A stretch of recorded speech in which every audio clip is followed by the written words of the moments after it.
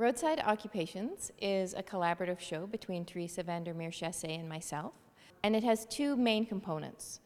Get There From Here is a series of paintings created by the side of the road every 50 kilometers from Cape Spear, Newfoundland, to Vancouver and up to Tuktoyaktuk on the shores of the Arctic Ocean, so from east to west to north. It also includes a written text component on the walls of the traditional territories and treaties and indigenous languages of the land that the road is moving through. Well, Get There From Here began in about 2008. I was painting mountains in the north part of the Yukon Territory, where I make my home, and I realized that I couldn't get up there without the road. And it's not a lie in the Yukon to paint a landscape without sign of human habitation, but it's a lie to leave the road out entirely if you never ever paint it. So I did a series of paintings up to this mountain I was painting, and I was intrigued by the way that paintings of the road engaged people. There's a way they lure people in. The road kind of disappears into the painting surface. And also, we spend hours and hours and hours of our tiny little human lives staring at the road so as not to die, but we don't actually stop to look at it. I did a show called Yukon Drives, where I painted a number of commonly done or kind of famous Yukon drives, and one of them was Whitehorse up to Inuvik in 25 panels.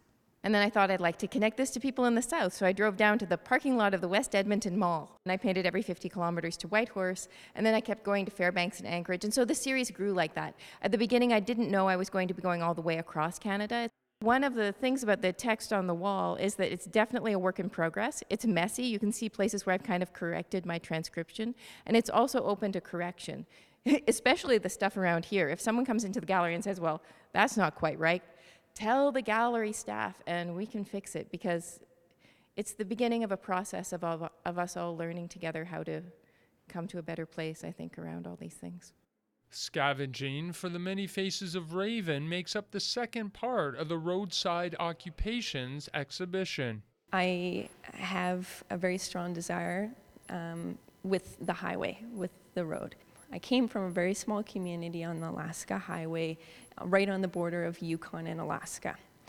So we're a border community. My family is on both sides, and I have family members that have to travel that highway all the time, weekly, monthly, just to get, anything. Like I was saying, dental, medical, groceries, things like that. So we're very much associated with the highway. That's actually kind of how I almost identify myself as, I'm used to the highway. I love highway driving. That's my thing, right? Like a 6-hour drive is nothing. It's just feels good because you're out on the highway. So that's kind of where my kind of desire to collaborate with Nicole came from. And I thought the collaboration that Nicole proposed to use the tire remnants found on the side of mostly the Alaska Highway, even though we've collected elsewhere, was really important to me. So that's kind of where the desire of wanting to make this something. And the other part of it is Nicole said, doesn't the tire remnants look like ravens? Because ravens, if you drive the Alaska Highway, you also see ravens on the side of the road. And when we were collecting these tires, I kept stopping and I'm like, oh, is that a tire? And it turned out to be a raven. And I was like, oh, I was all disappointed, right? So that was also another big part of this collaboration, was the fact that these blown tires tend to represent and look like ravens.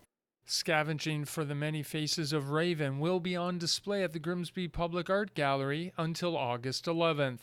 In Niagara, you're watching The Source.